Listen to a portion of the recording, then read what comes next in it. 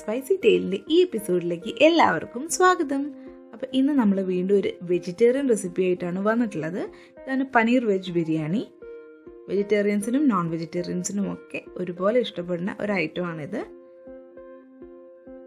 അപ്പോൾ ഇത് എങ്ങനെ തയ്യാറാക്കി എടുക്കാമെന്ന് നമുക്ക് നോക്കാം. 4 വലിയ സവാള ചെറിയ കഷ്ണങ്ങളായിട്ട് അരിഞ്ഞതാണ്.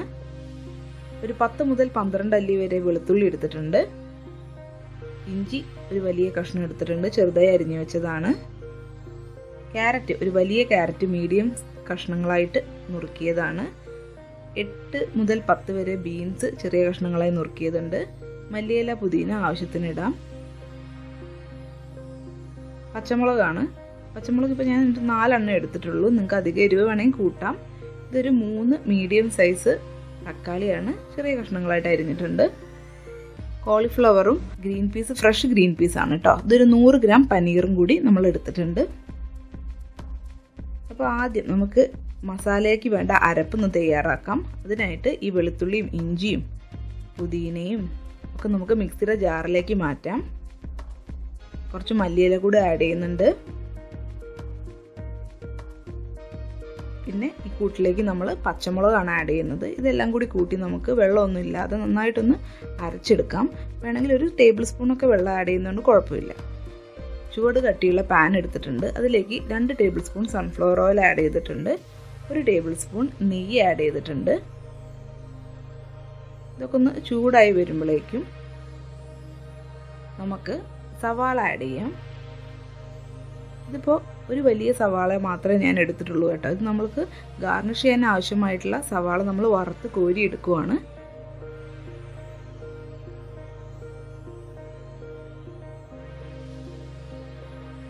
ഇത് ഏകദേശം ഒരു ലൈറ്റ് ബ്രൗൺ കളറായി വരുമ്പോൾ നമ്മളിത് വറുത്ത് കോരി മാറ്റുകയാണ് ചെയ്യുന്നത്. ഇനി അതേ എണ്ണയിലേക്ക് തന്നെ നമ്മൾ അടുത്തായിട്ട് കശുവണ്ടിയാണ് ആഡ് ചെയ്യുന്നത്. ഇതൊരു 12 മുതൽ 15 കശുവണ്ടി വരെ ഉണ്ട്. അതൊന്ന് ലൈറ്റ് ബ്രൗൺ ആയി വരുമ്പോൾ നമ്മൾ കുറച്ച് റൈസിൻസും കൂടി ആഡ് ചെയ്ത് വറുത്ത് കോരി മാറ്റുകയാണ് ചെയ്യുന്നത്. ഇതൊക്കെ നമ്മൾ ഗാർണിഷിന് വേണ്ടിയാണ് കേട്ടോ.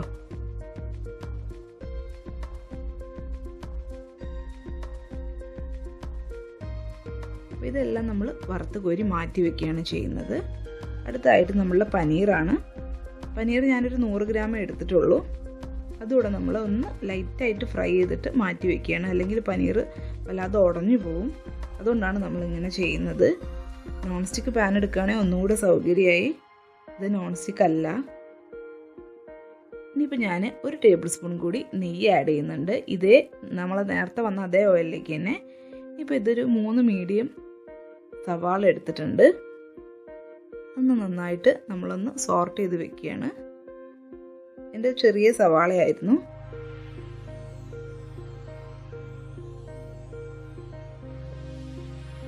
ഇപ്പോൾ ഒരു ലൈറ്റ് ബ്രൗൺ കളറായിട്ടുണ്ട്. ഒന്നൊരു ട്രാൻസ്പെറൻ്റ് ഒക്കെ ആയിട്ടുണ്ട്. അപ്പം നമ്മൾ കുറച്ചും കൂടി ഉപ്പ് ആഡ് ചെയ്തിട്ട് ഒന്ന് വഴറ്റുകയാണ്. ക്യാരറ്റാണ് അടുത്തായിട്ട് ആഡ് ചെയ്തിട്ടുള്ളത്.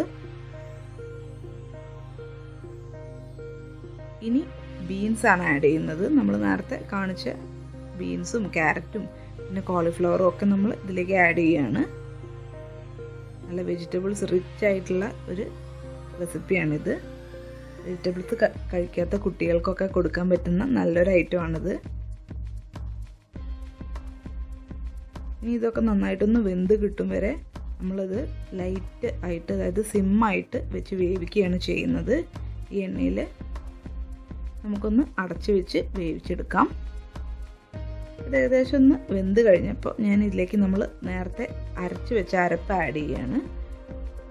നമ്മളുടെ പച്ചമുളകും മല്ലിയിലയും പുതിനയും വെളുത്തുള്ളി ഇഞ്ചിയും എല്ലാം കൂടി നമ്മൾ അരച്ച് വെച്ച പേസ്റ്റ് ഇതിലേക്ക് ആഡ് ചെയ്യുകയാണ്. ആഡ് ചെയ്തിട്ട് നന്നായിട്ടൊന്ന് സോർട്ട് ചെയ്ത് എടുക്കുകയാണ്. അതിനുശേഷമാണ് നമ്മൾ തക്കാളി ആഡ് ചെയ്യുന്നത്. തക്കാളിയൊക്കെ ചെറിയ തക്കാളിയാണ് ഞാൻ എടുത്തിട്ടുള്ളത്. അതിനുശേഷം നമ്മൾ ഗ്രീൻ പീസാണ് ആഡ് ചെയ്യുന്നത്. ഇത് ഫ്രഷ് ഗ്രീൻ പീസായിട്ട് നമുക്ക് വാങ്ങാൻ കിട്ടുന്നത്. അതാണ് ഞാൻ യൂസ് ചെയ്തത് കേട്ടോ. ഇനി അല്ലാത്ത ഗ്രീൻ പീസ് ആണെങ്കിൽ കുഴപ്പമില്ല, നിങ്ങൾ ആദ്യം ഒന്ന് വേവിച്ച് വെച്ചിട്ട് ആഡ് ചെയ്താൽ മതി. അടുത്തതായി നമുക്ക് പൊടികളൊക്കെ ഒന്ന് ആഡ് ചെയ്യാം. അപ്പോൾ ആദ്യം ഞാൻ 1/2 ടീസ്പൂൺ മഞ്ഞൾപ്പൊടി ആഡ് ചെയ്തു. അതിലേക്ക് പെരുംജീരകം പൊടിയാണ് അടുത്തത് ആഡ് ചെയ്യുന്നത്, അതും 1/2 ടീസ്പൂണാണ്. അതിനുശേഷം ഗരം മസാലയാണ് ആഡ് ചെയ്യുന്നത്, അത് 1 ടീസ്പൂൺ ആഡ് ചെയ്തിട്ടുണ്ട്. ഒരുപാട് സ്പൈസി ആക്കുന്നില്ല.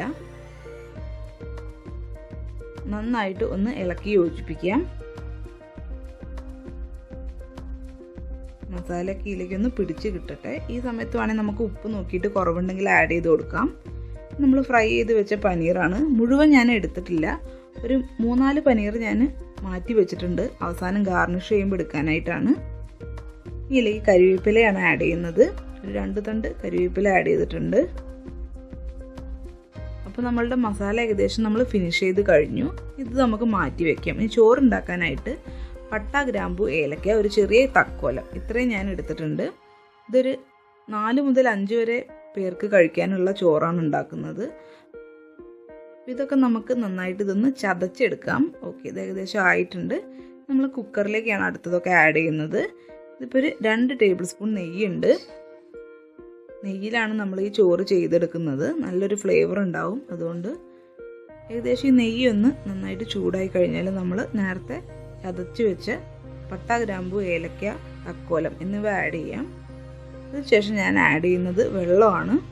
ഇതിപ്പോൾ ഞാൻ എടുക്കുന്നത് 6 കപ്പ് വെള്ളമുണ്ട്. നമ്മളൊരു 3 കപ്പ് അരിയാണ് എടുത്തിട്ടുള്ളത്. അതിനുശേഷം നമ്മളുടെ നേരത്തെ അരച്ചു വെച്ച മസാലയിൽ കുറച്ച് ബാക്കിയുള്ള മസാല ഞാൻ ഇതിലേക്ക് ആഡ് ചെയ്തിട്ടുണ്ട്. അതിനുശേഷം ഉപ്പ് ആഡ് ചെയ്തിട്ടുണ്ട്. എന്നിട്ട് നന്നായിട്ടൊന്ന് ഇളക്കി കൊടുക്കുവാണ്.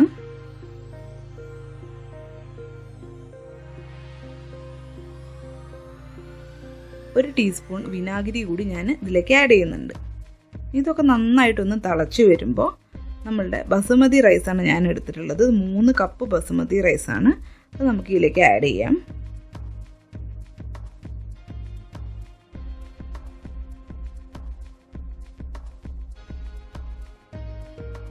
ഇത് നന്നായിട്ട് കഴുകി ഊറ്റി വെച്ച ബസുമതി റൈസാണ്.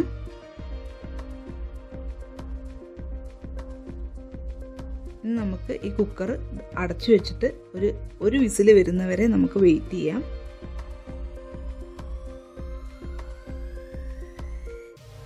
ഇപ്പോൾ ഒരു വിസിൽ വന്നിട്ടുണ്ട്.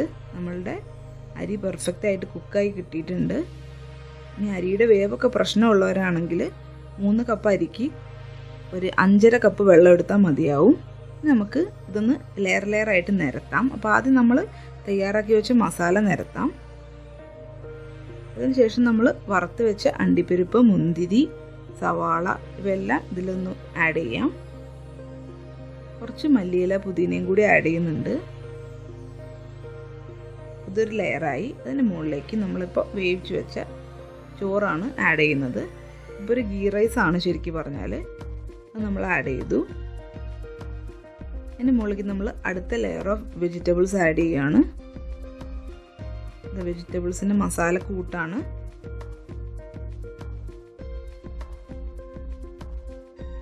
ആഡ് ചെയ്തതിന് ശേഷം നമ്മളുടെ ഗാർണിഷ് ചെയ്യാനുള്ള ഐറ്റംസും കൂടി ആഡ് ചെയ്തു. അടുത്ത ലെയർ ഓഫ് റൈസ് ആഡ് ചെയ്യുകയാണ്. ഓക്കെ, ഞാൻ ആകെ 2 ലെയറാണ് ഇപ്പോൾ ഇവിടെ ചെയ്തിട്ടുള്ളത്. ഇനി അതിൻ്റെ ഏറ്റവും മുകളിലായിട്ട് നമ്മൾ വറുത്ത് കോരിയ അണ്ടിപ്പരിപ്പ്, മുന്തിരി, സവാള പിന്നെ പനീറിൻ്റെ കഷ്ണങ്ങളും കൂടി ചെറുതായിട്ട് ആഡ് ചെയ്യുന്നുണ്ട്. ഡെക്കറേഷനൊക്കെ നിങ്ങൾക്ക് ഇഷ്ടമുള്ള പോലെ ചെയ്യാം. അപ്പോൾ നമ്മളുടെ വെജ് ബിരിയാണി റെഡിയായി കഴിഞ്ഞിട്ടുണ്ട്. വളരെ ഈസി ആയിട്ടുള്ള ഒരു വെജ് ബിരിയാണിയാണിത്. പനീറൊക്കെ ഉള്ളതുകൊണ്ട് നല്ലൊരു പ്രോട്ടീൻ സോഴ്സും കൂടിയാണ് ഇത്. അപ്പോൾ എല്ലാവരും ഒന്ന് ട്രൈ ചെയ്ത് നോക്കണം. Okay, by.